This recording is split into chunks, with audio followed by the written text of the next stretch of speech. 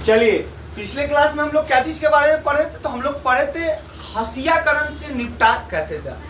सबसे पहले समझ आइए कि हसियाकरण होता क्या है। तो हसियाकरण करने का मतलब हम एक कॉपी का एग्जांपल दिए थे कि कॉपी का ऐसा जगह जहाँ पे हम लोग किसी चीज के लिए यूज नहीं करते हैं। जैसे कि हम लोग एक कॉपी बनाए थे। कॉपी कैसा होता है? कॉपी ऐसा होता है, ये ऐसे कॉपी रहता है। ये एक छोटा सा भाग क्या रहता है? कॉपी में खाली रहता है। यहाँ से हम लोग लिखना चालू करते हैं। इस पे हम लोग छोटा सा यहाँ पे डेट लिखने का काम करते हैं। तो ये जो जगह हो गया, ये क्या हो गया? आपका हसिया हो गया। यानी कि जो वंचित समुदाय है, जिसको कोई भी चीज का लाभ नहीं मिल पा रहा है, उसको कोई फायदा नहीं कि देश में लोकतंत्र है या राजतंत्र है, उसको इससे कोई मतलब नहीं कि देश में बीजेपी का सरकार बना या कांग्रेस का सरकार बना, उसको ये भी मतलब नहीं है कि कौन नेता मरा और कौन नेता जिया, न्यूज़पेपर में कितना जीडीपी बढ़ा और कितना जीडीपी कम हुआ, इस सब से उसको कोई लेना देना नहीं है। यानी कि वो अपने आप को दबा हुआ, कुचला हुआ और वंचित वर्ग समझते हैं। उसी से हम लोग निपटने का कुछ एग्जाम्पल लिए थे कैसे निपटा जाए। तो संविधान के द्वारा भी उनको क्या है?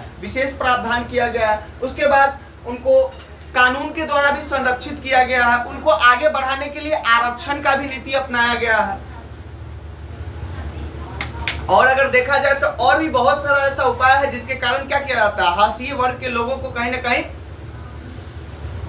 हाशिए वर्ग के लोगों को आगे बढ़ाया जाता है। जैसे कि आरक्षण के लेकर बहुत सारे लोगों के मन में विचार आता है कि नहीं सर, हम लोग क्या करते हैं, हम लोग अगर 1000 नंबर आईएएस में लाते हैं तो हमको रैंक 1 नहीं आता है। लेकिन कोई बच्चा जो कि क्या हो, एससी एसटी से हो, कहीं ना कहीं अनुसूचित जनजाति से हो, ट्राइल एरिया से हो, या कहीं ना कहीं क्या हो, जो पिछले वर्ग से हो, उनको कम नंबर ला के ही 800-850 नंबर में ही उनका रैंक 1 आ जाता। तो देखिए, हम लोग कहीं ना कहीं, हमारा भारत जो है ना, ये डाइवर्सिटी, विविधता वाला देश है। यहाँ पे आपको हर एक धर्म, हर एक जाति, हर एक भाषा, हर एक संप्रदाय, हर एक खान पान और हर एक तरह का लोग मिलता है। कहने का मतलब यही है, सिंपल से भाषा में समझ जाइए कि हम लोग क्या करें? सबका साथ सबका विकास, इसी के नीति अपनाकर क्या करें? डेवलपमेंट की ओर, विकास की ओर आगे बढ़े। आइए हम लोग का चैप्टर, आज का बहुत अच्छा चैप्टर, इसको अगर पढ़िएगा तो मजा आ जाएगा। मजा कैसे आएगा? तो देखिए क्या नाम है चैप्टर का,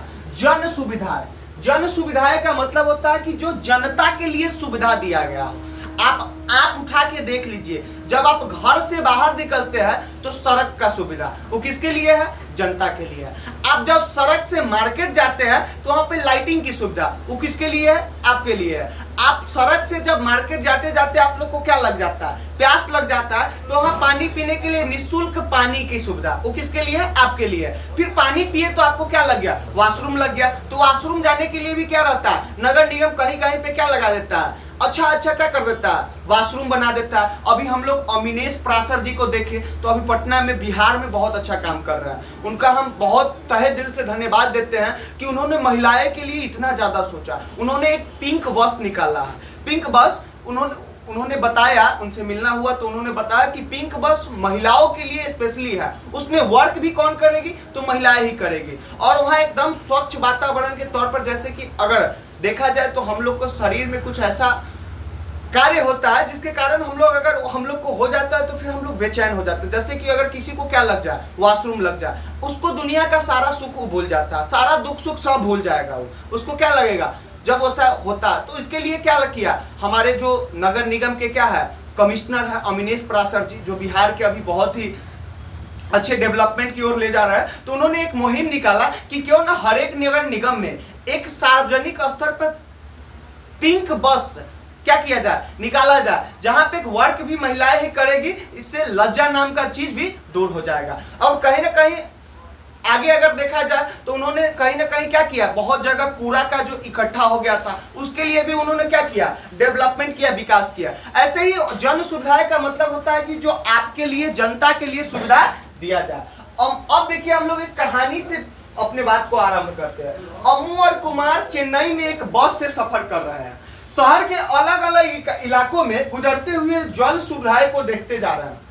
हम लोग भी अगर ट्रेन, बस, हवाई जहाज से भी सफर करते हैं तो सोते तो नहीं है। बहुत आदमी का मन होता है कि हम सो जाए, लेकिन हम सोचते हैं जितना समय, अरे भाई सोने के लिए तो घर पे भी सो सकते हैं। और एक ही ट्रैवल से एक ही जगह पर 10 बार जब ट्रैवल हो जाता है तब भले ही सो जाते हैं। जैसे कि यहाँ से जब हम लोग पटना रहते थे तो पटना से घर जाते थे तो घर जाते थे तो वहाँ का हर एक चीज याद हो गया था कि यहाँ 10 दिन आगे पर ही फलाने चीज का दुकान है, 10 दिन। लेकिन जब नया जगह जाते हैं तो वहाँ का व्यू देखते हुए जाते हैं कि अरे भाई देखते चलते हैं आगे क्या होगा, अरे भाई पहाड़ भी है। अब जैसे कि फर्स्ट टाइम हमको याद है जब हम झारखंड गए थे बिहार से, लाइफ में फर्स्ट टाइम अगर कहीं का हम पहाड़ देखे थे तो झारखंड में पहाड़ देखे थे। वहां पर देखे पहाड़ पे मोर क्या कर रहा, डांस कर रहा, क्या मतलब कि नजारा था।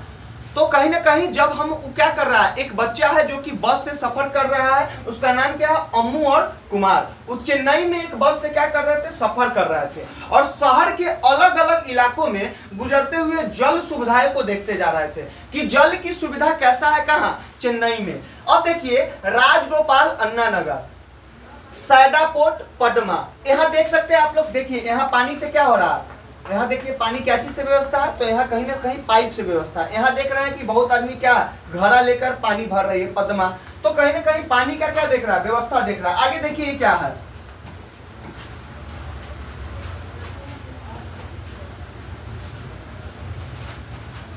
ये सब वहां का जगह का नाम है।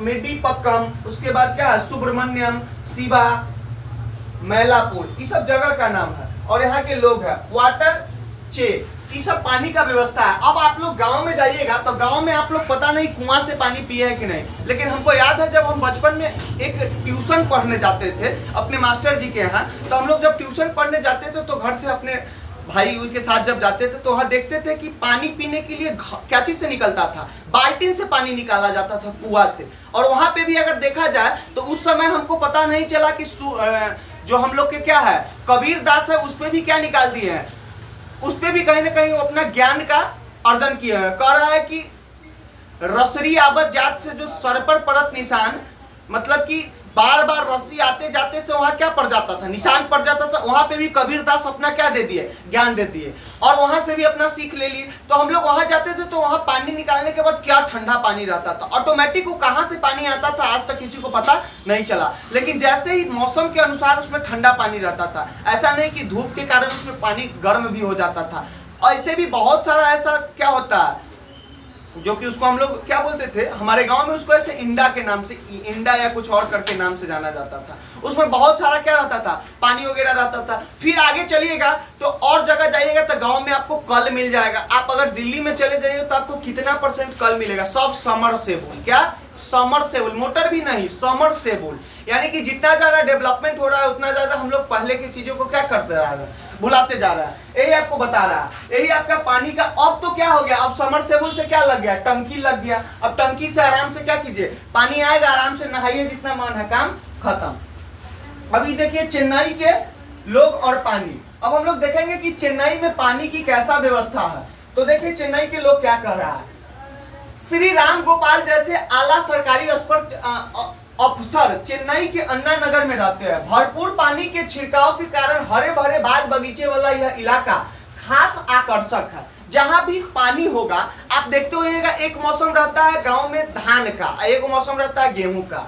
जब धान का मौसम रहता है ना तो मतलब कि अगर धान पान हम लोग गांव में जब रहते थे तो हम लोग का बहुत सारा जमीन था, तो हमारे यहाँ कार्य करने के लिए जो क्या लेबर आते थे, जिसको हम लोग क्या बोलते थे, उसको कुछ नाम से संबोधित किया जाता था, जन के नाम से संबोधित किया जाता था। तो जब वो जन आते थे तो बोलता था कि मतलब कि जब बात करते थे हमारे दादाजी से या पिताजी से तो बोलते थे कि धान के मतलब महाराज जी पान, यानी कि धान वहीं होगा जहां पानी होगा, और जहां पानी होगा वहां हरा भरा अपने आप होगा। यही आपको बता रहा है क्या चेन्नई के बारे में।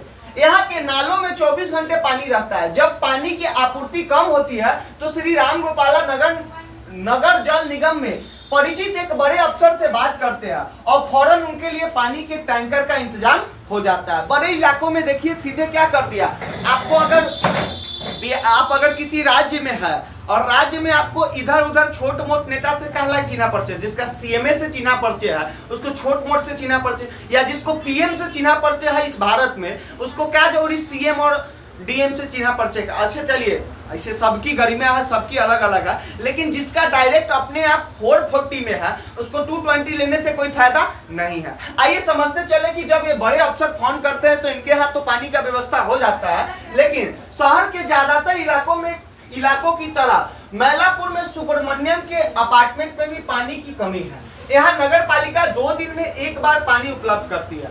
कुछ लोगों की जरूरतें निजी बोरवेल से पूरी हो जाती है, लेकिन बोरवेल का पानी खारा है, लोग उसे शौचालय और साफ सफाई के लिए ही इस्तेमाल करते हैं। मतलब कि बोरवेल का जो पानी है जो कि क्या है, खारा है, यानी कि जब खारा पानी है तो उसका उपयोग क्या चीज के लिए किया जाता है, शौचालय के लिए किया जाता है, यानी कि उसका पानी आप पी नहीं सकते हैं।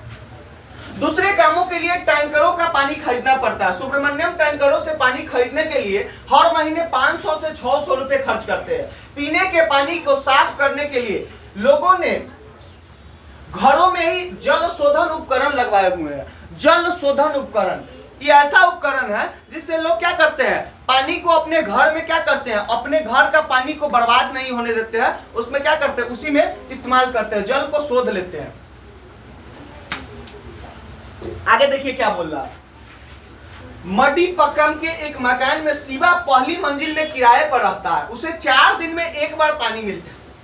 पानी की कमी के कारण वो अपने परिवार को चेन्नई नहीं ला पा रहा है।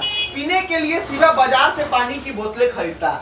अब देखिए कि कहीं पे पानी का क्या है, इसीलिए हम पिछले क्लास का उस एग्जाम्पल को हम लोग भूलेंगे नहीं, जो कि कहीं पे अन्न को क्या हो रहा है, सड़ रहा है, तो किसी को खाने के लिए अन्न नहीं है। तो इसी पे मतलब कि आप समझ सकते हैं कि किसी के पास धन है तो इतना धन है कि उसका रखने के लिए, देखने के लिए कोई नहीं है, और किसी के पास इतना भी धन नहीं है कि वो अपना मौलिक आवश्यकता हो, यानी कि अपने शिक्षा, स्वास्थ्य, कपड़ा, मकान, इस सब को पूरा कर सके।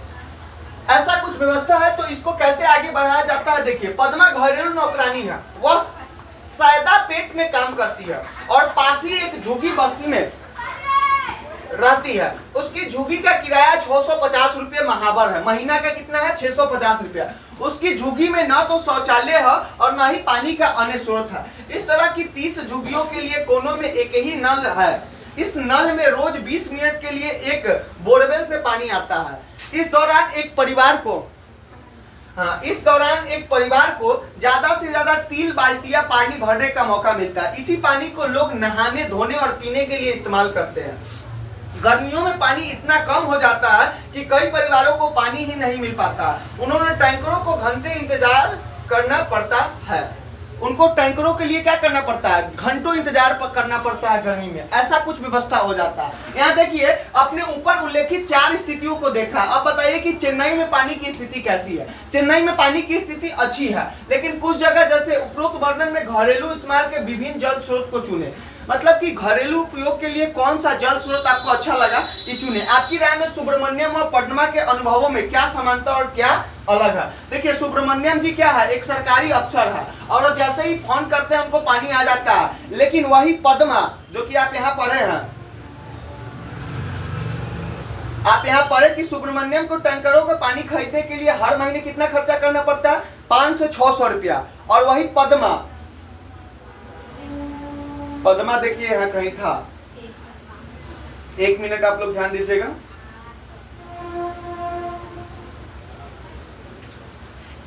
हाँ, पद्मा घरेलू नौकरानी है और यहाँ क्या है, सुब्रमण्यम, जो कि आप यहाँ देखें कि कितना खर्चा करना पड़ रहा है। सुब्रमण्यम को टैंकरों की पानी के खरीदने के लिए 500 से 600 रुपये। और पद्मा क्या है, घरेलू नौकरानी है, जिसको क्या करता है, झुग्गी झोपड़ी में काम करता है और उसको कहीं ना कहीं क्या करता है, 3 बाल्टियां, ज्यादा से ज्यादा 3 बाल्टियां भरने का मौका मिलता है उसको। कहीं पानी की व्यवस्था के लिए क्या है, किसी को ज्यादा हो रहा है तो किसी को कम हो रहा है। आप लोग इस क्वेश्चन को बनाइए, बस 1 मिनट का टाइम दीजिए, आप लोग इस क्वेश्चन को बनाइए। चलिए, आशा करते हैं आप लोग इस क्वेश्चन को बहुत अच्छे से समझ गए होइएगा, बहुत अच्छे से बना लिए होइएगा। आगे देखिए, आगे क्या कहता है। आगे एक और आपको एग्जाम्पल मिलेगा, जीवन के अधिकार के रूप में पानी। हम लोग का अगर देखिए कि हम लोग को अनुच्छेद 21 जीवन के अधिकार तो देता है, हमको कहता है आर्टिकल 21 कि आपका जीवन का अधिकार है, लेकिन हम लोग भूल जाते हैं कि जीवन के अधिकार में पानी का भी अधिकार सम्मिलित है। और पानी का अधिकार अगर नहीं मिलता है तो हम लोग अपने जीवन के अधिकार से वंचित रह जाएंगे। जैसे कि अगर हम लोग को खाना पानी ना मिले, अच्छा स्वास्थ्य ना मिले, तो हम लोग क्या हो जाएंगे, मर जाएंगे। तो ऐसे भी हम लोग का जीवन क्या हो जाएगा, समाप्त हो जाएगा। और हमारे भारत देश ऐसा देश है जहां पे अगर आप क्या कर रहे हैं, आत्महत्या भी कर रहे हो, अगर आत्महत्या के दौरान पकड़ा जा रहे हैं, अगर मर गए तो फिर आपके ऊपर कोई कानूनी कार्रवाई होगा ही नहीं। लेकिन अगर जिंदा रह गए तो पुलिस आपको पकड़ के ले जाएगी और पूछेगी कि आप आखिर मर क्यों रहे हैं। आप जो मर रहे हैं, आप अपने जीवन के अधिकार का क्या कर रहे हैं, उल्लंघन कर रहे हैं। आगे देखिए आगे क्या कहता है, जीवन के अधिकार के रूप में पानी देखे तो जीवन और स्वास्थ्य के लिए पानी आवश्यक है, यानी कि जिंदा रहने के लिए और हेल्दी। अच्छा, आप सुनते होंगे कि कोई विराट कोहली कितना का पानी पीता है, 3000 का पानी पीता, कोई आदमी 10,000 का पानी पी रहा है, कोई अपना क्या करता है, कुआं से ही पानी पी रहा है, कोई तालाब से ही पी रहा है, किसी को पीने के लिए वो भी नहीं है। तो कहीं ना कहीं देख सकते हैं कि जीवन जीने के लिए और जिंदा रहने के लिए हमें पानी भी आवश्यक है।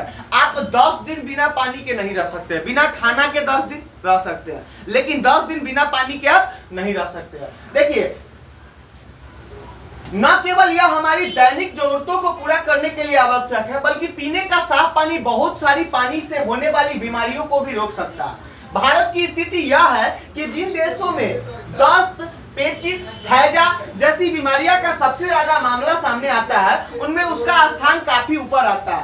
पानी से संबंधित बीमारियों के कारण हर रोज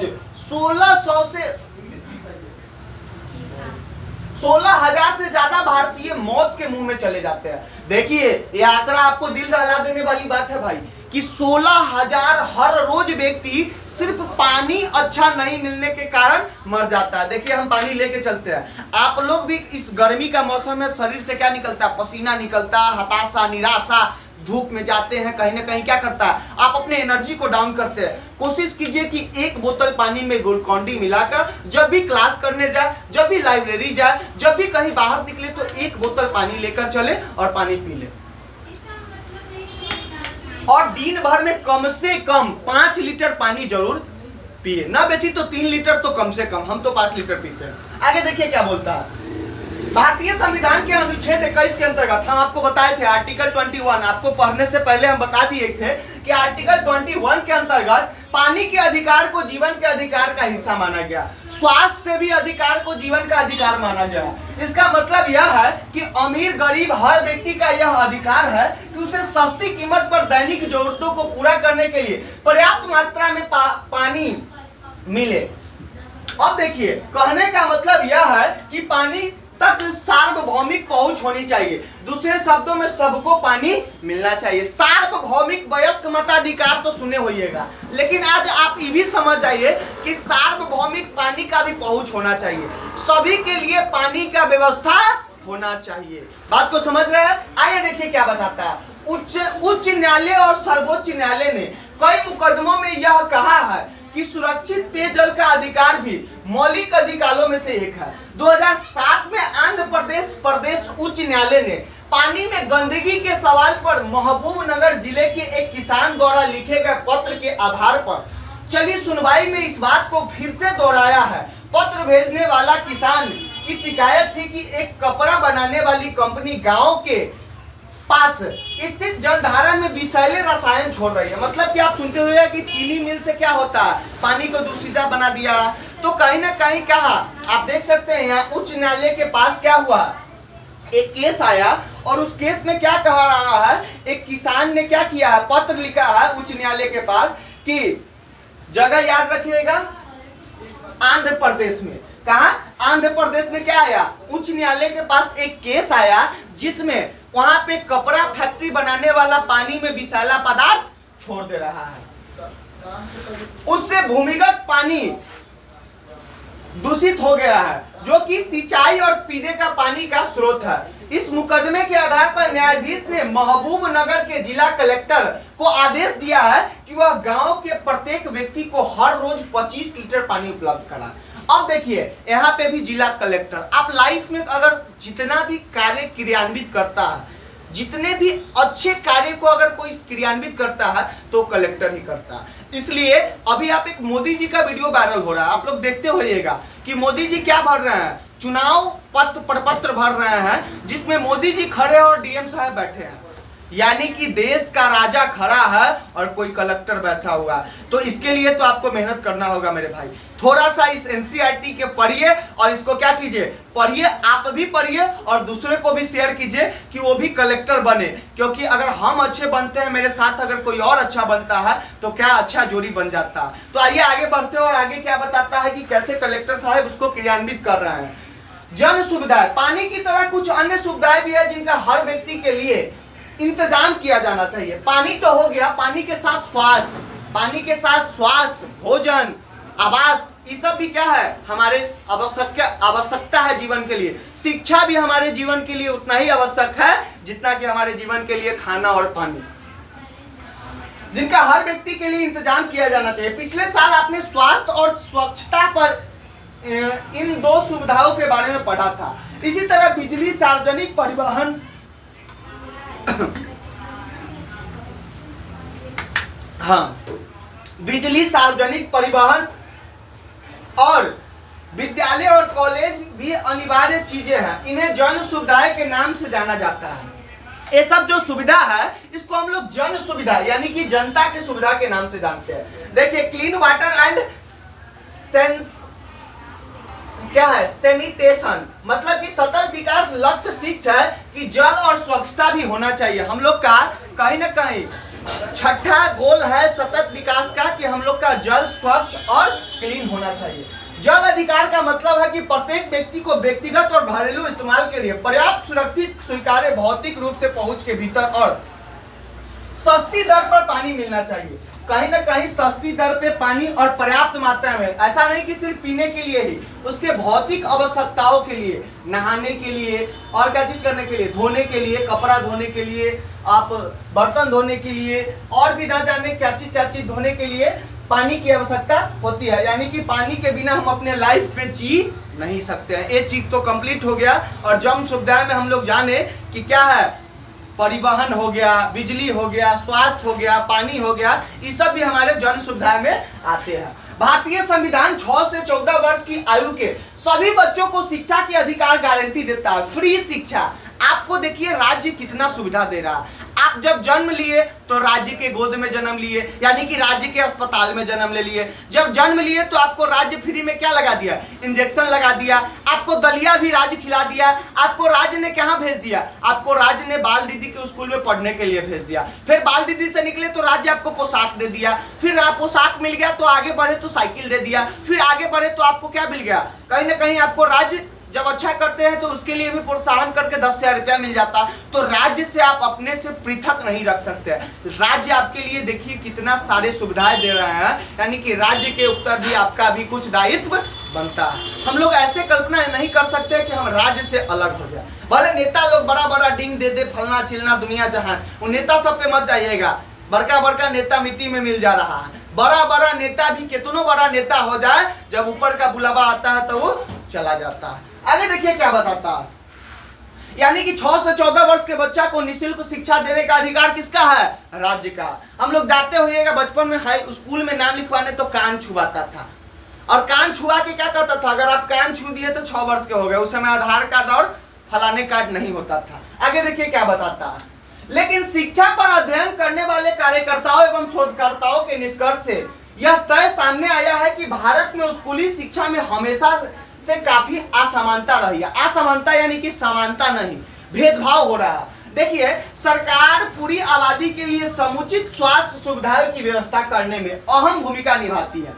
पोलियो जैसी बीमारियों का उन्मूलन भी इसी तरह की योजनाओं के तहत आता है। इस चित्र में एक छोटे बच्चों को पोलियो की खुराक दी जा रही है। देखिए, राज्य आपको क्या लगा देता है, खसरा के सिवा भोंक देता है, आपको कहीं ना कहीं क्या लगा देता है, आपको पोलियो का दवा पिया देता है। तो राज्य से आप अपने आप को पृथक नहीं सोच सकते। आप सोच सकते हैं कि कोविड जैसे महामारी में और सब देश में इंजेक्शन लगाने के लिए कितना सारा पैसा लगा, लेकिन हमारे भारत देश में करोड़ों रुपए लगाकर राज्य जबरदस्ती क्या घोपता था, इंजेक्शन घोपता था कि नहीं घोप पाएगा तो फिर हाँ स्कूल में एंट्री भी नहीं मिलेगा, आपको कोई एग्जाम नहीं दिया जाएगा, रेलवे स्टेशन में पार नहीं कराया जाएगा, फ्लाइट में नहीं उड़ाया जाएगा, कुछ नहीं किया जाएगा। यानी कि यहाँ जबरदस्ती स्वास्थ्य सुविधा आपको राज्य दे रहा है। क्यों दे रहा है, आपका संविधान में वर्णित है। सरकार की भूमिका अब हम लोग जानेंगे। क्योंकि जन सुविधाएं इतनी महत्वपूर्ण है, इसलिए उन्हें मुहैया कराने की जिम्मेदारी भी किसी न किसी के ऊपर जरूर आनी चाहिए। जी हाँ, यह जिम्मेदारी सरकार के ऊपर आती है। सरकार की बहुत सारी महत्वपूर्ण जिम्मेदारियों में से एक यह है कि वह सभी लोगों को इस तरह की जन सुविधाएं मुहैया कराए। आइए इस बात को समझने की यह जिम्मेदारी सरकार और केवल सरकार को ही क्यों उठानी चाहिए। मतलब कि आज हम लोग इस बात को जानेंगे कि आखिर सरकार ही सुविधा क्यों उठाएगा। जैसे घर में, हमारे घर में आपके पिताजी ही आपको क्यों पैसा भेज रहे हैं दिल्ली आने के लिए। आपके माता जी से ही आप क्यों रोज बात करते हैं, आप अपने पड़ोस से क्यों नहीं बात करते हैं, आप अपने गर्लफ्रेंड के पास ही जाके क्यों बैठते हैं, दूसरे के पास क्यों नहीं जाके बैठते हैं। यही आज हम समझेंगे कि राज्य है आखिर ये जन सुविधा कैसे इकट्ठा आपको दिलाएगी और कोई आपको ये जन सुविधा क्यों नहीं दिलाती है। तो कहीं ना कहीं हमारे संविधान में वर्तित है। हम देख चुके हैं कि निजी कंपनियां मुनाफे के लिए चलती हैं। कक्षा 7 की पुस्तक में बाजार में एक कमीज अध्याय क्यों पढ़ चुका है। आप यह समझ चुके होंगे कि ज्यादातर जन सुविधाओं में मुनाफे की गुंजाइश नहीं होती है। उदाहरण के लिए नलियों को साफ रखने या मलेरिया रोधी अभियान चलाने के लिए किसी कंपनी को क्या मुनाफा हो सकता है। फलस्वरूप कोई निजी कंपनी इस तरह के कामों में दिलचस्पी नहीं लेगी। मतलब कि कोई निजी कंपनी को इसमें क्या लाभ होगा कि वो नाला को साफ करे। कोई निजी कंपनी को इसमें क्या लाभ होगा कि क्या करे, हो नगर निगम की सुविधा वॉशरूम बनवाए। कोई निजी कंपनी को इसमें दिलचस्पी नहीं आता। लेकिन आप देखें कि कमीज, वस्त्र और हम लोग का 1991 के दौर से पहले हमारे सरकार ने क्या किया था, वो निजीकरण, सार्वजनिक सेवा। निजीकरण का मतलब होता है कि मुनाफा कमाना और सार्वजनिक सेवा का मतलब होता है कि वो आपके लिए सस्ता में प्रदान किया गया। जैसे कि ट्रेन में आप देखिए क्या होता है, ट्रेन में आप जाइएगा तो कहीं ना कहीं बहुत सस्ता, आपसे जितना लागत है उससे कम पैसा लिया जाता है। मतलब कि जितना से वो चल सके। कभी कभी तो निजी कंपनी, सार्वजनिक कंपनियां घाटे में चली जाती है। आप अगर आंकड़ा उठा के देखिएगा तो सार्वजनिक कंपनियां घाटे में चली जाती है। आप चले जाइए किसी सरकारी ट्रेन में, वही आप एयर इंडिया में चले जाइए तो आपको कितना क्लीन दिखेगा। कहीं ना कहीं जो निजी, हालांकि सार्वजनिक सुविधा में अगर सरकारी स्कूल के मास्टर का वेतन देखिए प्राइवेट से ज्यादा है, लेकिन वो मेहनत करना चाहता नहीं है। सरकारी बैंक के मैनेजर का मेहनत क्या है, पेमेंट ज्यादा है, लेकिन वो प्राइवेट में जाइएगा तो आपको सर करके बुलाएगा। आप सरकारी में जाइएगा, जब कल आना लंच का टाइम है, ऐसे बोल के बेलगा देगा। तो कहीं ना कहीं निजी और सार्वजनिक में बहुत सारा अंतर आ जाता है। आगे देखिए क्या बताता है। लेकिन स्कूल और अस्पताल जैसी कुछ जन सुविधाएं में निजी कंपनियों को दिलचस्प हो सकती है। जैसे कि हॉस्पिटल में माल है, स्कूल में माल है, तो ये में निजी कंपनी आ सकता है। लेकिन कोई नाली साफ करने के लिए नगर निगम में निजी कंपनी नहीं आएगा। हमारे पास इस आशय के बहुत सारे उदाहरण है कि अगर आप शहर में रहते हैं तो आपने कई जगह निजी कंपनियों को टैंकरों या सीलबंद बोतलों के जरिए पानी की आपूर्ति करते हुए भी देखा होगा। जैसे कि बिस्लरी, किनली, ये सब क्या है, निजी कंपनियां हैं। लेकिन उनकी कीमत इतनी ज्यादा होती है कि चंद लोगों ही उसका खर्च उठा पाते हैं। यह सुविधा सस्ती दर पर सभी लोगों के लिए उपलब्ध नहीं होती। जितना खर्च करेंगे लोग उनके मुताबिक ही सुविधाएं पाएंगे। यदि यह सामान्य नियम बन जाए तो बड़ी मुश्किल होगी। इसका नतीजा यह होगा कि जो इन सुविधाओं के एवज में खर्च होगी, इसका नतीजा यह होगा कि जो इन सुविधाओं के एवज में खर्च नहीं कर पाएंगे वे सम्मानजनक जीवन जीने से वंचित रह जाएंगे। मतलब कि आप देखिएगा तो हमारे लेबर ग्रेड का आदमी जो रोज में 300 रुपया बेचारा कमाते हैं, उसको अगर भर दिन में वो 5 बोतल पानी पी जाएगा बिस्लरी के 100 रुपया के, तो बेचारा क्या फायदा कमाएगा, क्या अपने जीवन को चलाएगा। वो सोचेगा 100 रुपया बचेगा तो आज 1 किलो आधा किलो तेल खरीद लेंगे तो 5 दिन हमारा बाल बच्चा खाएगा। और बेचारा पानी पिएगा किनली या बिस्लरी और ना जाने और कौन कौन ब्रांड जो निकल गया है। तो कहीं ना कहीं वो अपने आप को गरिमापूर्ण जीवन नहीं जी पाएगा। आगे देखिए क्या बताता है। आगे ये क्या चीज को देख सकते हैं, तो आप इस चक्रण को देख सकते हैं। यहां आपको बहुत अच्छा एग्जांपल समझ में आएगा। इस पे आप लोग गौर कीजिए पहले।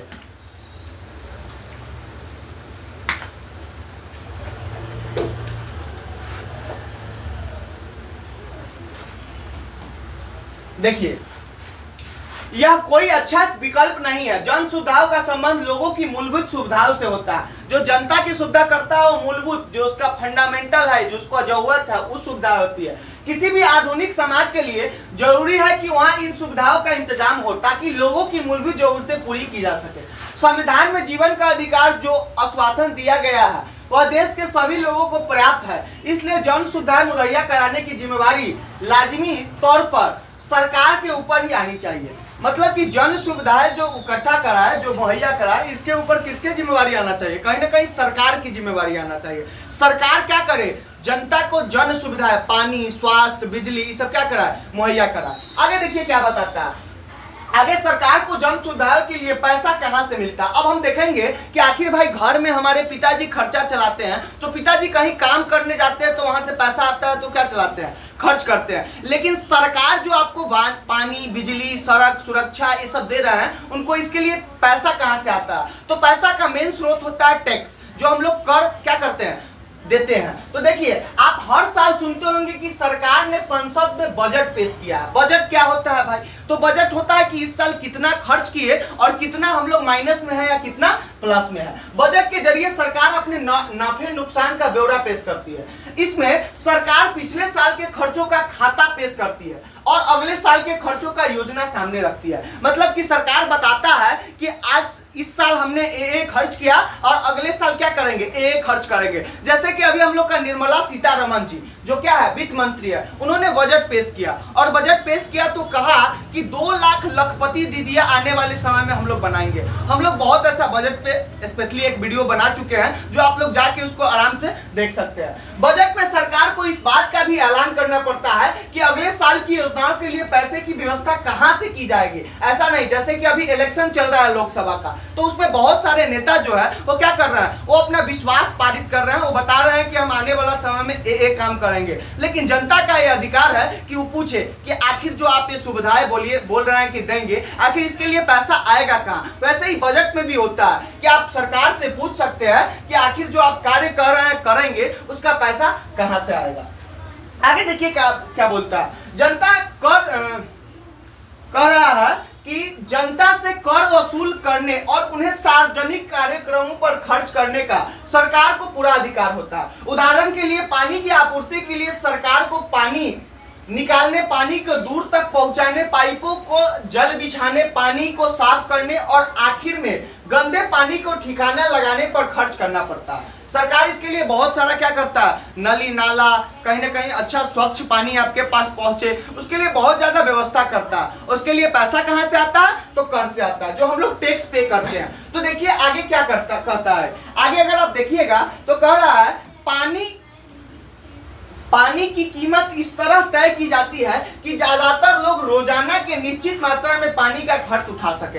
ऐसा नहीं कि जैसे कि हम लोग का कुछ मूलभूत सुविधाएं होती है, हम लोग का मूलभूत सुविधाएं में जैसे कि हम लोग को स्वास्थ्य अच्छा मिले, भोजन अच्छा मिले, पानी अच्छा मिले, तो सरकार ऐसा नहीं कि उसकी कीमत क्या कर दे, इतना ना ज्यादा बढ़ा दे कि कुछ जो और सब लोग हैं, जो समाज में सब रंग के लोग होते हैं, तो वो सब भी अपना आवश्यकता पूरा कर सके। तो आगे हम लोग यहाँ एक क्या चीज के व्यू के माध्यम से समझेंगे कि केंद्रीय सरकार जिन पर धन व्यय करती है, रुपए कहां से आता है। केंद्र की सरकार जो है जिस पे धन व्यय करती है, आखिर उसका रुपए कहां से आता है। तो देखिए पेंशन, यहां ध्यान से आप लोग देखिएगा, करों और शुल्कों में राज्यों का हिस्सा 24% होता है। करों और शुल्क में राज्यों का हिस्सा कितना हो गया? 24%। ब्याज अदायगी में 18%, केंद्रीय क्षेत्र की योजनाएं आयोजनों का 10%, केंद्रीय प्रायोजित योजनाओं में 9%, रक्षा पे 9%, आर्थिक सहायता पे 9% और वित्त आयोग और अन्य आंतरण पे 8%, अन्य व्यय 8% और पेंशन पे 5%। जैसे कि आप लोग देखते हो कि जो थोड़ा सा आपके घर में अगर कोई ओल्ड जनरेशन के होंगे तो वो क्या होता है, उनको पेंशन मिलता है। तो सरकार सारे चीज को डिवाइड कर दिया। जैसे कि आप घर में आपके पिताजी रहते हैं, तो पिताजी रहते हैं तो उनका मंथली आने से पहले फिक्स रहता है कि 30 के मंथली आएगा, एक को दूध को जाएगा, एक उसके बाद रूम को जाएगा, उसके बाद कोचिंग में जाएगा, न जाने कहां कहां जाएगा। तो वैसे ही सरकार के भी पैसा कहीं ना कहीं डिसाइड होता है कि इस बार यहां से आएगा, यहाँ पे व्यय हो जाएगा। आगे देखिए क्या कहता है। अम्मू देखा तुमने सैदापेट की सड़कें कितनी उबड़ खाबड़ थी, सड़कों पर बत्ती भी नहीं थी, पता है नहीं रात में वहां क्या हालत होती होगी। मतलब कि सरकार के कार्य जैसे कि सड़क का कार्य होता है, उसके बारे में कहीं ना कहीं क्या कर रहा है, बता रहा है कि कहीं ना कहीं सड़क क्या थी, उबड़ खाबड़ थी, उसको कहीं ना कहीं ठीक किया जाए।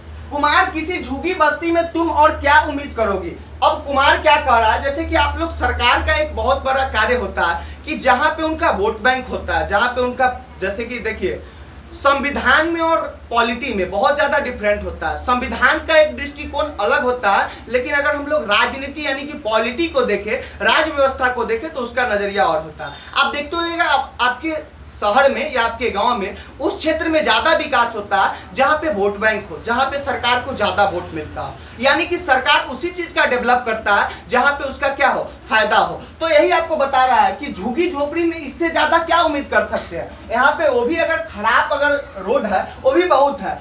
अमू झुग्गी बस्तियां ऐसी क्यों होती है, क्या वहां जन सुविधाएं नहीं होनी चाहिए?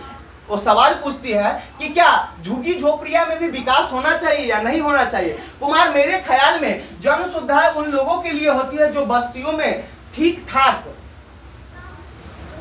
घरों में रहते हैं, वही लोग हैं जो कर चुकाते हैं। अब उस सरकार की जिम्मेदारी है कि वह केवल ठीक ठाक बस्तियों को ही नहीं बल्कि सभी को जन सुविधाएं मुहैया कराए। तुम ऐसे क्यों कह रहे हो? क्या बस्ती के लोग देश के नागरिक नहीं है? उनके भी तो कुछ अधिकार है। फंडामेंटल राइट संविधान में हमारे 14 से लेकर 32 तक आपका फंडामेंटल राइट है, मौलिक अधिकार है, यानी कि आप समझ सकते हैं कि सबके लिए समान व्यवहार, स्वतंत्रता, समानता, कहीं ना कहीं सबके लिए क्या हो, समान हो। तो यहाँ देख रहे हैं कि एक क्षेत्र का तो डेवलप हो रहा है लेकिन एक क्षेत्र क्या होते जा रहा है, नीचे चलते जा रहा है। तो इससे हम लोग समझ सकते हैं कि कहीं ना कहीं क्या होना चाहिए, सबका सतत विकास होना चाहिए, सबका समान क्या होना चाहिए, डेवलप होना चाहिए। कुमार गुस्से में पड़, ऐसे तो सरकार दिवालिया हो जाएगी। अमू चाहे तो जो हो उसे रास्ता तो निकालना पड़ेगा। क्या तुम कल्पना कर सकते हो कि सड़क, पानी, बिजली की बिना झुग्गियों में जिंदगी कैसी होगी? झुग्गी झोपड़ी में जो रहते हैं उस सड़क, पानी, बिजली इस सब के बिना झुग्गी में कैसा जिंदगी होगा आप कल्पना कर सकते हैं। हम लोग के पास इतना लाइटिंग है। अच्छा बताइए कि हम आपको अभी जो पढ़ा रहे हैं इसमें कितना चीज का, सिर्फ मेरा ही भूमिका नहीं है कि हम आपको आज पढ़ा रहे हैं, इसमें कैमरा का भूमिका है कि वो हमको कैप्चर कर रहा है, डिजिटल बोर्ड का भूमिका है कि हम इस पे लिख पा रहे हैं, कहीं ना कहीं इसमें जो क्या है स्टैंड है जिसकी भूमिका है कि मोबाइल को पकड़ पा रहा है, ये लाइटिंग, वाल्व, ना जाने बहुत सारे मिलकर आपको हम इस सुविधा इकट्ठा करा पा रहे हैं। अब जहां पे इस चीज का पता ही नहीं चलेगा कि कुछ डिजिटल बोर्ड भी होता है, वो डेवलप कैसे करेगा, क्या उनका अधिकार नहीं है? हम हमारे संविधान में बहुत सारी जन सुविधाओं को जीवन के अधिकार का, जन सुविधाएं को जीवन के अधिकार का हिस्सा माना गया। सरकार को इस बात का ध्यान रखना चाहिए कि इन अधिकारों की अवहेलना न हो ताकि हर व्यक्ति एक सम्मानजनक जीवन जी सके। यानी कि सरकार की यह भूमिका होती है कि सभी लोग क्या करें, सम्मानजनक जीवन जी सके, उसके लिए क्या हो, सबका समान व्यवहार हो। क्या होना चाहिए, सबके साथ सम्मानजनक व्यवहार होना चाहिए। आप किसकी राय में सहमत हैं? हम तो सहमत है कि हाँ भाई सबका सतत विकास होना चाहिए, सबका डेवलपमेंट होना चाहिए, नहीं तो क्या हो जाएगा, कहीं ना कहीं कोई क्षेत्र आगे बढ़ जाएगा। अच्छा हम कैसे जाने कि हाँ भाई यूट्यूब होता है, कहीं ना कहीं हम लोगों से इंटरेक्ट करते हैं, लोगों से मिलते हैं, कहीं अच्छे जगह जाते हैं, अच्छी चीजें देखते हैं, हम कैसे जाने कि नहीं भाई पूमा से भी बड़ा ब्रांड होता है वुडलैंड से भी बड़ा ब्रांड होता है। कहीं ना कहीं हम कैसे जाने कि नहीं सोनाटा जो गांव में घड़ी होता है उससे भी बड़ा ब्रांड होता है, रोलेक्स उससे भी बड़ा ब्रांड होता है। कहीं ना कहीं जब हम लोगों से इंटरेक्ट करते हैं, लोगों के पास जाते हैं तो कुछ नया सीखते हैं और नया कर गुजरने का कसर करते हैं। अच्छा पहले हम किसी चीज को करते हैं, जैसे कि सोच लीजिए हम YouTube का स्टार्ट कैसे किए होंगे, हम सोचे होंगे कि अरे भाई हमारे अंदर एबिलिटी है, हमारे अंदर योग्यता है, जब वो कर सकता है तो हम क्यों नहीं, जब हमारे अंदर ज्ञान है तो क्यों नहीं इस ज्ञान से आपको भी लाभ दिया जाए। क्यों ना, अगर आप सुने होइएगा कि मेहंदी पीसने वाला का हाथ खुद पर खुद लाल हो जाता, उसको मेहंदी लगाने की जरूरत नहीं पड़ता। वैसे ही अगर आप इस वीडियो को शेयर करते हैं, लाइक करते हैं, सब्सक्राइब करते हैं तो आप अच्छा कर रहे हैं ना, आपका भी अच्छा हो जाएगा, सोचना नहीं पड़ेगा, अपने आप हो जाएगा, सिर्फ अच्छा कीजिए तो सही। फिर आगे देखिए क्या बता रहा है, तो जन सुविधाएं क्या होती है, जन सुविधाएं मुहैया कराने की जिम्मेदारी सरकार पर क्यों होनी चाहिए। सरकार को जन सुविधाओं के लिए निजी कंपनियों का भी सहारा ले सकती है। उदाहरण के लिए सड़कों बनाने के ठेके निजी कंपनियों या ठेकेदारों को भी दिए जाते हैं। दिल्ली में बिजली के वितरण का काम 2 निजी कंपनियां के हाथ में है, लेकिन सरकार को इन कंपनियों पर कड़ी नजर रखनी चाहिए और यह सुनिश्चित करना चाहिए कि वे इन सुविधाओं को सस्ती कीमत पर सभी लोगों तक पहुंचाने के लक्ष्य को पूरा करने में कोई कसर ना छोड़े। अब बिहार में हम लोग का भी पहले सरकारी था। अब बगल वाला एगो आदमी 10 साल से बिजली जला रहा है, आज तक कहियो एको रुपया बिल पे किया ही नहीं। अभी बिजली हो गया तो पहले पेमेंट करना पड़ रहा। तो निजी और सार्वजनिक में ये अंतर होता है कि निजी जो क्षेत्र होता है उसका लाभ कमाना उद्देश्य रहता है, इसलिए वो एक्टिव रहता है। अभी जैसे कि आप जानते होंगे कि ऐप और यूट्यूब में आपको हम अंतर समझाते हैं। ऐप पे जो आदमी पढ़ाते हैं, जो पैसा से पढ़ाते हो, तो समझ रहे हैं कि मेरे पास पैसा आ ही गया, हमको ज्यादा एनर्जी लगाने से क्या फायदा। लेकिन हम आपको यूट्यूब पर पढ़ा रहे हैं तो यूट्यूब का एक फायदा है कि हम इतना जोश लगाएंगे कि मेरा सब्सक्राइबर बढ़े। हाँ भाई, आपसे मेरा भी लाभ है। आप अगर आप जब तक हमको सपोर्ट नहीं कीजिएगा, हम कब तक वीडियो बनाएंगे, कब तक आखिर बनाएंगे। तो कहीं ना कहीं ऐप और कहीं ना कहीं क्या चीज में यूट्यूब में अंतर हो जाता है कि यूट्यूब में लोग अपना पूरा एनर्जी लगा देता है, पूरा अपना 100% देता है। ऐप में तो सोचता है पैसा दे ही दिया, पढ़ना है तो पढ़ो, ना तो जाओ। समझ में है? आगे देखिए क्या होता है। आपको ऐसा क्यों लगता है कि जन सुविधाएं की जिम्मेदारी सरकार के ऊपर ही होनी चाहिए, जबकि वह इन कामों को निजी कंपनियां के जरिए भी करवा सकती है? इसलिए होना चाहिए, देखिए, कि सरकार जो जन सुविधाएं इकट्ठा करेगी वो लाभ के क्षेत्र से नहीं करेगी, उसको कहीं ना कहीं सबके लिए सुविधाएं करना है, इसलिए करती है, इसलिए इसकी आवश्यकता होती है। आइए देखते हैं, अपने घर के पानी के बिजली को देखे और पानी के बिल को देखें और पता लगाए कि आपको इलाके में नगर पालिका जल की न्यूनतम कीमत क्या है। अगर आप ज्यादा पानी का इस्तेमाल करते हैं तो क्या उसकी दर भी बढ़ जाती है? पानी के ज्यादा इस्तेमाल पर बढ़ी हुई दर से बिजली वसूल करने के पीछे सरकार का क्या उद्देश्य? मतलब कि आपके यहाँ कितना बिल आता है, आप बताइएगा। कितना क्या ज्यादा पानी यूज करते हैं तो ज्यादा आता है बिजली की तरह? ये सब आपका क्वेश्चन है, आप लोग बना लीजिएगा। ये देखिए, केंद्रीय सरकार के कर राजस्व रुपए कहां से आता है। अब देखिए कि केंद्रीय सरकार के पास, ये तो राज्य सरकार के हम लोग पास पर है, अब केंद्र सरकार के पास भाई कर कहां से आता है? तो देखिए, सीमा शुल्क से आता है 4%, ऋण भिन्न पूंजी प्राप्तियां 4%, और कहीं ना कहीं उधार और अन्य देता से 9%, निगम कर 19%, आय कर 16%, कर भिन्न राजस्व 8% और केंद्रीय उत्पादक शुल्क 8%। ये सब सुविधा से कहीं ना कहीं, ये देखिए, ये निजी क्षेत्र का एक आप यहाँ पे फोटो देख सकते हैं। ये ट्रेन है निजी क्षेत्र का, अडानी जी का। ये ट्रेन है, ये है सार्वजनिक क्षेत्र का बस। जब आप कभी दिल्ली के बस में सफर कीजिएगा, हम एक दिन हरियाणा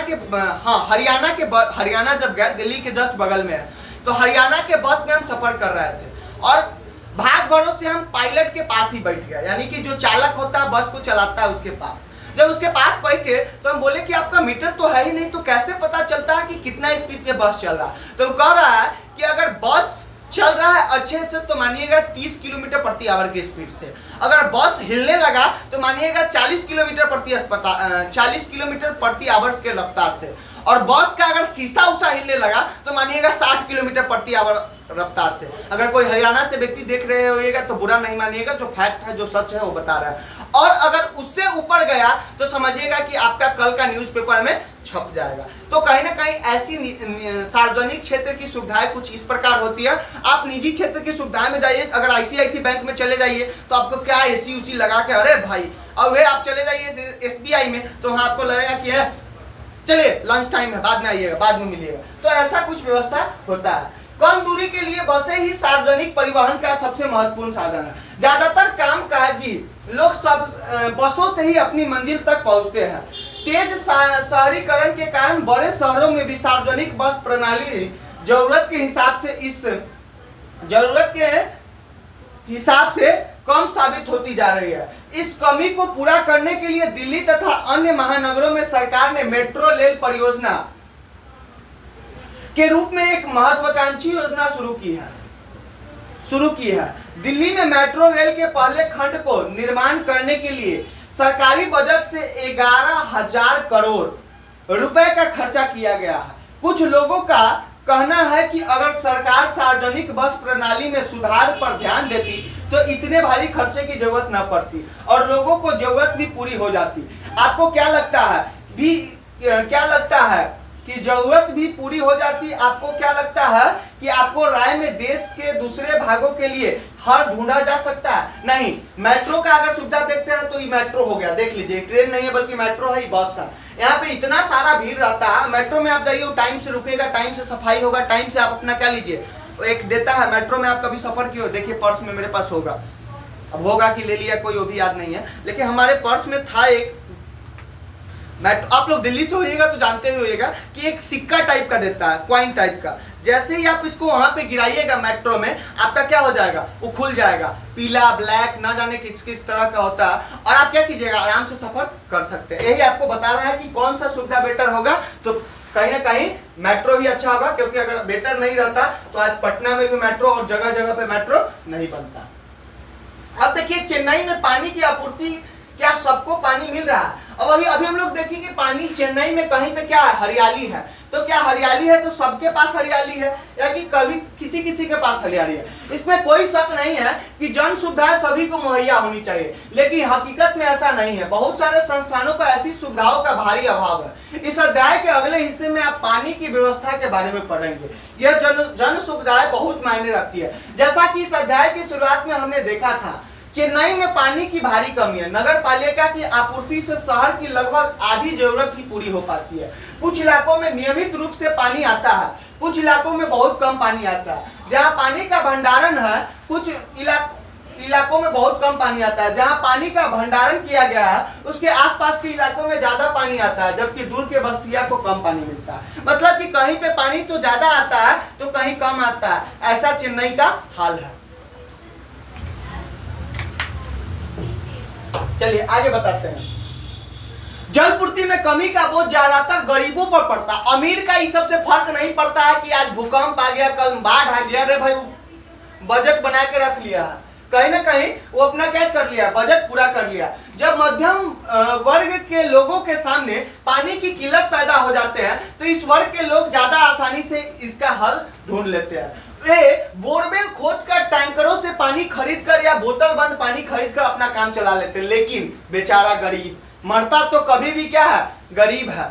बहुत अच्छा किसी ने क्या खूब कहता है कि तुम कत्ल भी करो तो ऊह तक नहीं होते, हम चर्चा भी करें तो सरेआम क्या हो जाते हैं, पेपर में आ जाते हैं। तुम कत्ल भी कर रही हो तो यहाँ ऊह तक नहीं आ रहा है, हम तुम्हारा चर्चा भी कर दिए तो सरेआम पेपर में आ जा रहा है। ऐसा ही खबर है अमीर और गरीब को लेकर। बेचारा गरीब क्या हो, यहाँ मर रहा है, अमीर को क्या है, वहां तो बोतल बंद टैंकर सबकी व्यवस्था कर लेगा। पानी की उपलब्धता के अलावा कुछ ही लोगों की सुरक्षित पेयजल तक पहुंच है। यह इस पर निर्भर करता है कि कोई व्यक्ति कितना खर्च कर सकता है। इस तरह संपन्न तबके के पास ही ज्यादा विकल्प होते हैं। वे बोतल बंद पानी और जल शोधक उपकरणों के सहारे साफ पानी का इंतजाम कर सकते हैं। इस मत में खर्च कर सकने के कारण उन्हें साफ पानी मिल जाता है, परंतु गरीब इस सुविधा से वंचित रह जाते हैं। लिहाजा ऐसा लगता है कि जिन लोगों के पास पैसा है उन्हीं के पास पानी का अधिकार है। यह स्थिति पर्याप्त और स्वच्छ पेयजल के उपलब्ध कराने का लक्ष्य से बहुत दूर है। मतलब कि ऐसा कहीं ना कहीं क्या है, व्यवस्था है कि कहीं ना कहीं अमीर लोग तो क्या हो जाएगा, पानी का बोतल खरीद रहा है, और गरीब बेचारा स्वच्छ पेयजल भी नहीं पी पा रहा है। यही आपको ये दिखा रहा है एनसीईआरटी। किसानों से पानी छीनना, पानी की कमी में निजी कंपनियां के लिए मुनाफे के नए रास्ते खोल दिए हैं। बहुत सारी निजी कंपनियां शहर के आसपास के इलाकों से पानी खरीद कर शहरों में बेचती है। चेन्नई में मामदूर, पालूर, करुणा गिझी जैसे कस्बों और शहर के उत्तर में स्थित गांवों से पानी लाया जाता है। 13,000 से भी ज्यादा टैंकर इस काम में लगे हुए हैं।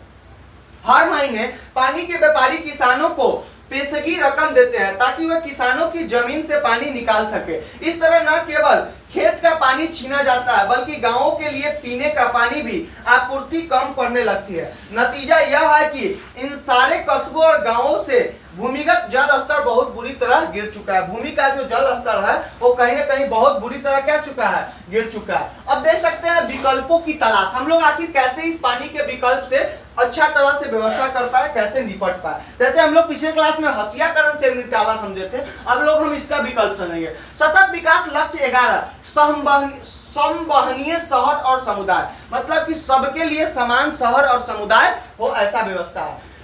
चर्चा करें, अगर सरकार जल आपूर्ति जिम्मेदारी से हाथ खींच ले तो क्या होगा? क्या आपको लगता है कि यह सही कदम होगा? बिल्कुल सही कदम नहीं होगा। आम आदमी पानी पीने के लिए मर जाएगा।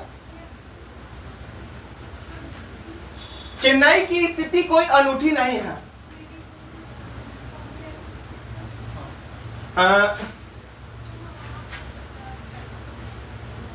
कमी, चलिए हम लोग कहा थे कि चेन्नई की स्थिति कोई अनूठी नहीं है। गर्मियों के महीनों में पानी की कमी का यह हाल देश के दूसरे शहर में भी दिखाई देने लगता है। नगर पालिका के जल पूर्ति में कमी से निपटने के लिए निजी कंपनियां नगर पालिका की जल ज्यादा से ज्यादा इलाकों में फैल जा रही है। ये कंपनियां अपने मुनाफे के लिए पानी बेचती है, पानी के इस्तेमाल में जबरदस्त गैर बराबरी के लिए दिखाई देती है। शहरी इलाकों में प्रति व्यक्ति लगभग 135 लीटर पानी प्रतिदिन मिलना चाहिए। शहर में 135 लीटर एक व्यक्ति को पानी मिलना चाहिए। पानी का यह मात्रा लगभग 7 बाल्टी के बराबर है। शहरी जल आयोग ने यह मात्रा तय की है, लेकिन झुग्गी बस्तियों में लोगों को रोजाना प्रति व्यक्ति 20 लीटर पानी एक बाल्टी भी नहीं मिलता। दूसरी तरफ आलीशान होटलों में रहने वाले लोगों को रोजाना प्रति व्यक्ति 1600 लीटर पानी 80 बाल्टी तक पानी मिलता है। मतलब कि कहीं पे 20 लीटर भी पानी नहीं मिल रहा है और शहर में 135 लीटर पानी मिलना चाहिए। नगर पालिका के जरिए जल पूर्ति के कमी को अक्सर सरकार की नाकामयाबी माना जाता है। कुछ लोग की दलील है कि चूंकि सरकार जरूरत के हिसाब से पानी मुहैया नहीं करवा पा रही है और बहुत सारे शहरी जल विभाग घाटे में चल रहा है, इसलिए जल आपूर्ति का काम निजी कंपनियों को सौंप दिया जाना चाहिए। उन्हें लगता है कि निजी कंपनियां ज्यादा बेहतर काम कर सकती है। इस दलील को रोशनी में निम्नलिखित तथ्यों पर विचार कीजिए। दुनिया भर में जल आपूर्ति की जिम्मेदारी सरकार पर रही है। निजी जल आपूर्ति व्यवस्था के उदाहरण बहुत कम है। दुनिया में कोई ऐसा क्षेत्र नहीं है जहां सार्वभौमिक जल आपूर्ति सब लोगों तक पहुंच चुकी है। नीचे बॉक्स देखें, मतलब कि कोई ऐसा जगह नहीं है जहां सारे लोग को समान जल आपूर्ति मिलता है। पोर्टो एल्गो में सार्वजनिक जल आपूर्ति। पोर्टो एल्गो ब्राजील का एक शहर है। इस शहर में बहुत सारे लोग गरीब है, लेकिन गौर करने वाली बात यह है कि दुनिया के दूसरे ज्यादातर शहरों के मुकाबले यहाँ शिशु मृत्यु दर बहुत कम है। यहाँ नगर जल विभाग ने सभी लोगों को स्वच्छ पेयजल मुहैया करा दिया है। शिशु मृत्यु दर में गिरावट के पीछे यह सबसे बड़ा कारण है। यहाँ पानी की औसत कीमत कम रखी गई है और गरीबों से केवल आधी कीमत ली जाती है। विभाग को जो भी फायदा होता है उसका इस्तेमाल जल आपूर्ति में सुधार के लिए किया जाता है। जल विभाग का काम पारदर्शी ढंग से चलता है। विभाग को कौन सी योजना हाथ में लेनी चाहिए इस बारे में लोग मिलकर तय करते हैं। जन सभाओं में जनता प्रबंधकों का पक्ष सुनती है और जल विभाग की प्राथमिकताएं तय करने में वोट के जरिए फैसला करती है। मतलब कि देखिए यहाँ एक शहर है उसके बारे में चर्चा कर रहा है जहाँ जल आपूर्ति के लिए कहीं ना कहीं क्या हो रहा है, सरकार जल दे रही है, वहां से जो फायदा आ रहा है उसको जल आपूर्ति में कहीं ना कहीं इस्तेमाल किया जाता है। आगे देखिए क्या बता रहा है। आगे अगर देखिएगा तो सरकार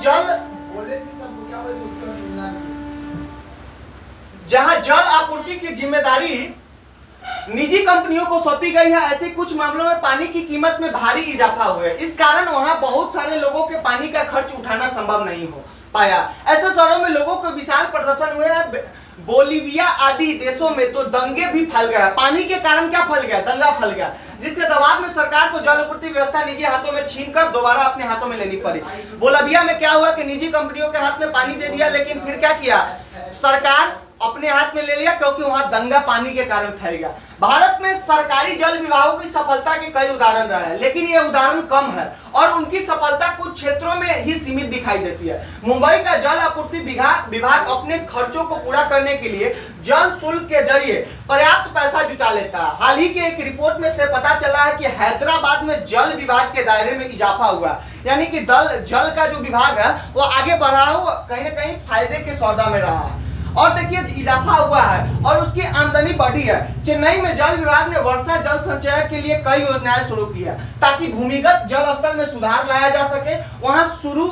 वहां पर क्या हो, पानी की ढुलाई और वितरण के लिए निजी कंपनियां की भी सेवाएं ली जा रही है, लेकिन पानी के टैंकरों की दर सरकारी जल आपूर्ति विभाग ही तय करता है और वही उन्हें काम करने की इजाजत देता है, इसलिए इन टैंकरों को अनुबंधित कहा जाता है। मतलब कि देखो ऐसा भी कार्य कर सकता है सरकार की, आपको निजी कंपनी को तो जैसे ही बोतल बेचना है, लेकिन हम इसका प्राइस फिक्स करेंगे कि इतना से इतना के बीच में ही बोतल आप बेच सकते हैं, इससे ज्यादा में इस बोतल का पानी आप नहीं बेच सकते। ये भी क्या है, कहीं ना कहीं पानी के विकास में सतत विकास लक्ष्य 12 जिम्मेदारी से उपभोग और उत्पादन। ऊपर के भाग में आए मुख्य विचारों पर चर्चा करें। जल आपूर्ति में सुधार के लिए आपकी राय में क्या किया जा सकता है। बहुत सारा अभी कारण बताया, निजी कंपनियां को दे तो बता दे कि ऐसे करे, इसी बोतल में बिकना चाहिए इतने दाम में। सबसे पहले बात सार्वजनिक अपने अनुसार चलाए, एक निश्चित प्राइस फिक्स करे, उस अनुसार से चले। ये देखिए मुंबई के उपनगरीय रेलवे एक अच्छी सार्वजनिक परिवहन प्रणाली है। ये दुनिया का सबसे घना यातायात मार्ग है।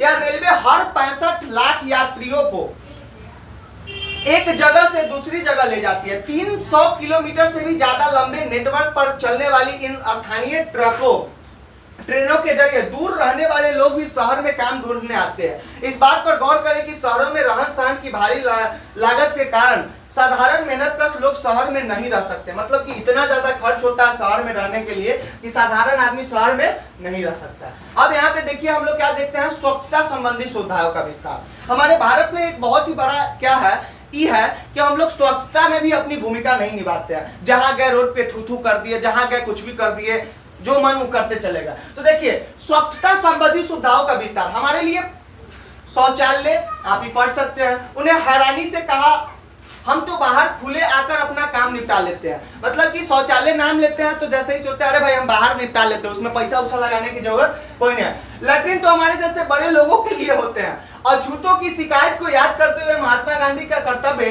राजकोट स्वच्छता समिति 1986 पीने के पानी, साफ पानी के अलावा यह भी जरूरी है कि पानी से फैलने वाली बीमारियों को रोकने के लिए स्वच्छता का ध्यान रखा जाए। लेकिन भारत में स्वच्छता सुविधाओं का दायरा तो जल पूर्ति से भी छोटा है। 2011 के सरकारी आंकड़ों से पता चलता है कि भारत के 87% परिवारों के पास पेयजल की सुविधाएं उपलब्ध है, जबकि स्वच्छता सुविधाएं घर के भीतर शौचालय 53% परिवारों के ही उपलब्ध है। मतलब कि 87% के पास पीने का तो पानी अच्छा व्यवस्था हो रहा है। इसका आंकड़ा मात्र 13% ही है जिसके यहाँ स्वच्छ पानी नहीं मिल रहा। लेकिन 53% ही ऐसा लोग है जिसके घर में शौचालय है। 47% ऐसा लोग है जिसके घर में शौचालय नहीं है। गैर सरकारी संगठन सुलभ इंटरनेशनल पिछले लगभग 5 दशक से निम्न आय वर्ग लोगों के सामने मौजूद स्वच्छता के अभाव की समस्या से निपटाने के लिए कोशिश कर रहा है। इस संगठन ने 8500 से ज्यादा सामुदायिक शौचालय इकाइयां और न जाने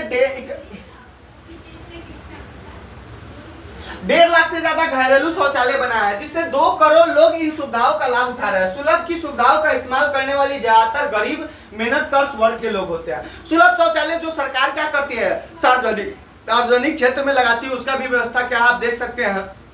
आप देख सकते हैं कि वहां कितना अच्छा से साफ सुथरा का ध्यान रख सकता है। हमारे राज्य ने इतना तक किया है कि शौचालय के लिए पैसा दिया, वो नेता लोग क्या खा गया, शौचालय का भी पैसा खा गया। आप समझ सकते हैं कि ऐसा हमारा देश का स्थिति है। और यहाँ 47% घर ऐसा है जहाँ पे शौचालय की व्यवस्था नहीं है। वो सोचते हैं हम बाहर में ही काम निपटा लेंगे, क्या जरूरी है पैसा लगाने का। सुलभ ने सरकारी पैसे से शौचालय इकाइयां बनाने के लिए नगर पालिकाओं का अन्य स्थानीय निकायों का अनुबंध किए हैं।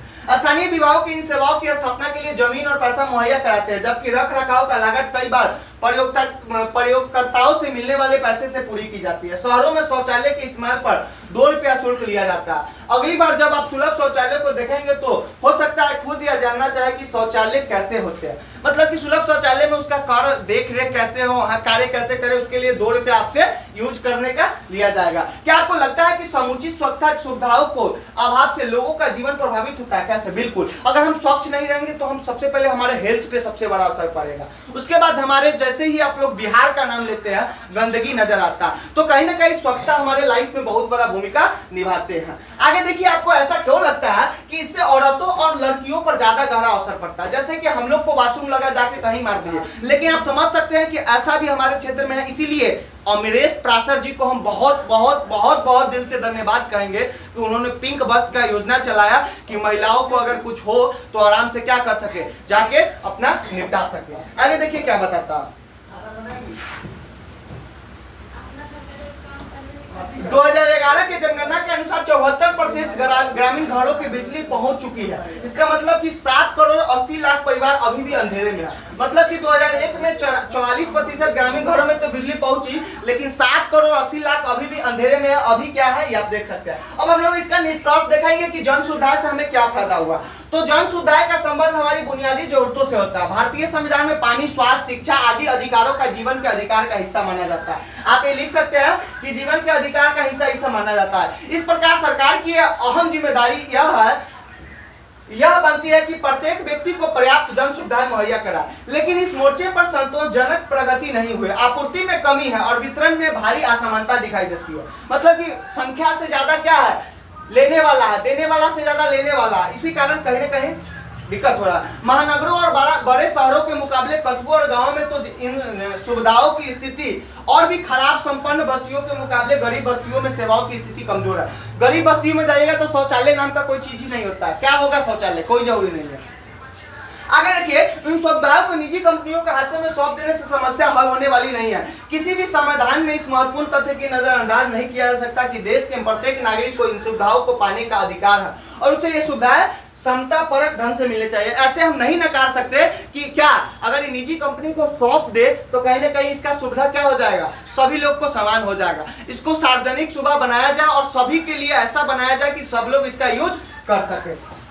आगे देखिए, कुछ क्वेश्चन है, इस क्वेश्चन को आप लोग हल करने का कोशिश करिए कि आपको ऐसा क्यों लगता है कि दुनिया में निजी जलपूर्ति के उदाहरण कम है। इसलिए क्योंकि निजी कंपनियां का मेन उद्देश्य है लाभ कमाना और लाभ कमाते हैं तो कहीं ना कहीं दुनिया में निजी जलपूर्ति के उदाहरण कम है, क्योंकि निजी क्षेत्र वो सुविधाएं समान लोगों के पास नहीं पहुंच पाएगा। वो जो लेबर का काम करते हैं उनके पास ही सुविधा नहीं पहुंच पाएगा। क्या आपको लगता है कि चेन्नई में सबको पानी की सुविधा उपलब्ध है और पानी का खर्च उठा सकते हैं? चर्चा करें, बिल्कुल नहीं।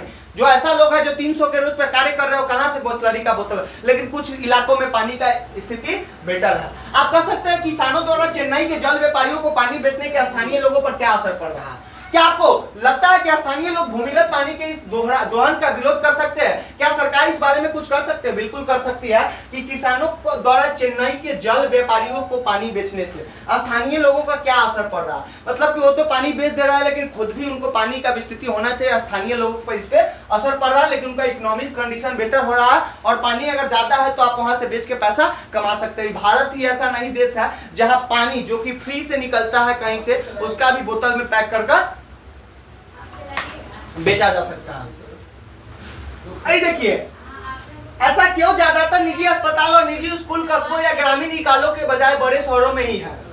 ऐसा क्यों है कि ज्यादातर निजी अस्पताल, निजी स्कूल कस्बे या ग्रामीण इलाकों की बजाय बड़े शहरों में? क्योंकि बड़े शहर में बड़े लोग रहते हैं, बड़े पैसा वाले लोग रहते हैं, आराम से एडमिशन करवाते हैं। निजी कंपनियों का मेन उद्देश्य याद रखना है, लाभ कमाना है। क्या आपको लगता है कि हमारे देश में जन सुविधा का वितरण पर्याप्त है और निष्पक्ष है? अपनी बात के समर्थन में एक उदाहरण दे। बिल्कुल नहीं, जन सुविधा का निष्पक्ष और पर्याप्त नहीं है।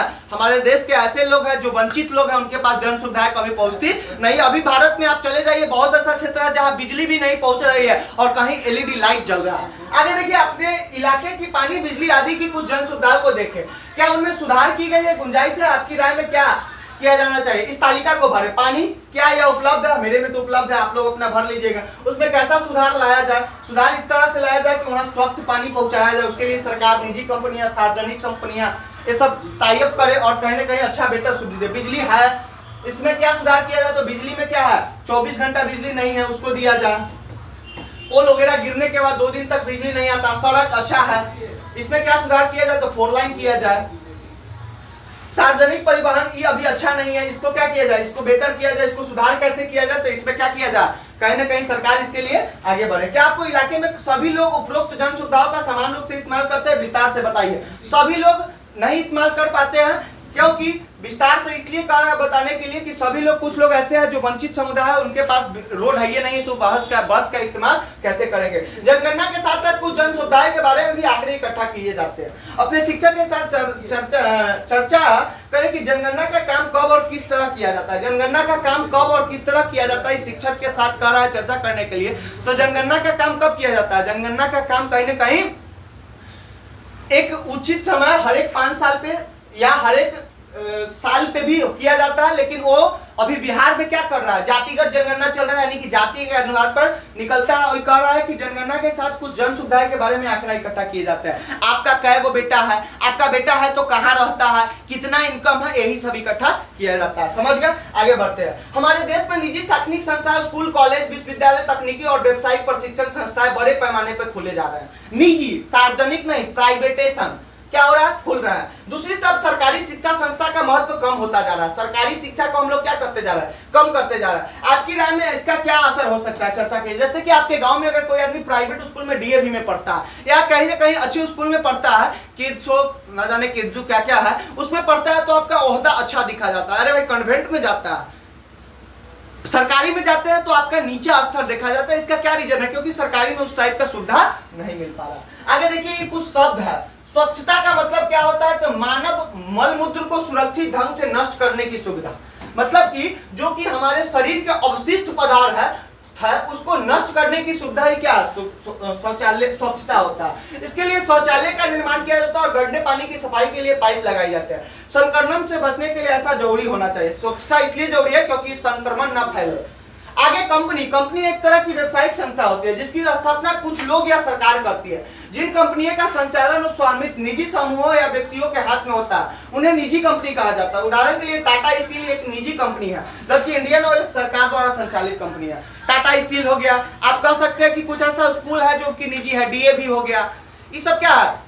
निजी स्कूल है। और सार्वजनिक स्कूल, राजकीय उत्क्रमित मध्य विद्यालय, फलना जगह चिलना जगह, ये सब सार्वजनिक सुविधा हो गया। सार्वभौमिक पहुंच यानी कि सभी के लिए पहुंच होना चाहिए।